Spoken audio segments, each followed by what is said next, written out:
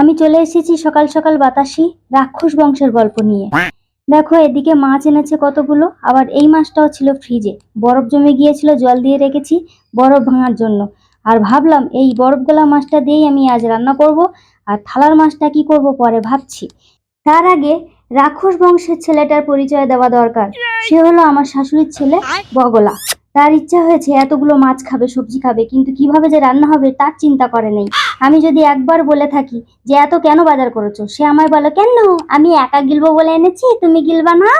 আর তখনই আমার কি মনে হয় জানো বন্ধুরা, তখনই আমার মনে হয় এই মাছটাকে যেমন হলুদ আর লবণ দিয়ে আমার এই নরম হাতে ভালোবাসা দিয়ে এই মাছটাকে যেমন চেটকে চেটকে ছাকা তেলে ভাজি, সেই রকম ভাবে নুন আর হলুদ মাখিয়ে আমার ওই শাশুড়ির ছেলেকে আমার ভালোবাসার নরম হাত দিয়ে চটকে চটকে ছাকা তেলে ভাজি।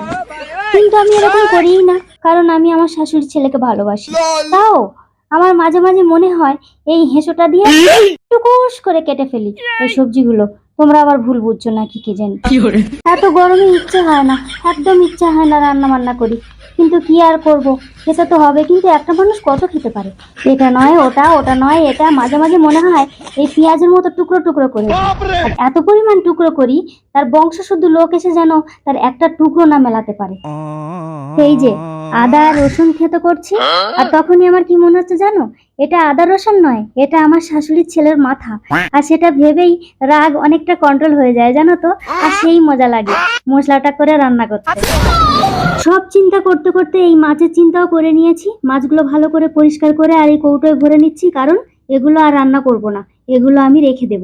আর হ্যাঁ বন্ধুরা, বকবক করতে করতে ভুলেই গেছি, আমার ভিডিওটা একটা লাইক করো, আর নতুন বন্ধুরা দুটোই করো, মানে লাইক আর সাবস্ক্রাইব। আমার আবার 136 রকমের রাগ হয় কিন্তু।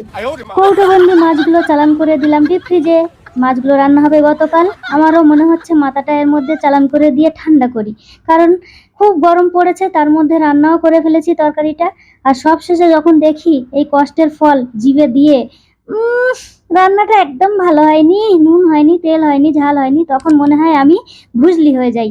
আর ভুজলির মতো ছুটে গিয়ে নাকে একটা ঘুষি মারি, ঢিসুম ঢিসুম ঢিসুম দুম করে নাকটা ফাটিয়ে দিই। আর 3 দিন যেন রক্ত না বন্ধ হয়। জায়গা নিজের কাজ করি, আর রাগ করবো না, কারণ রাগ স্বাস্থ্যের পক্ষে ক্ষতিকারক।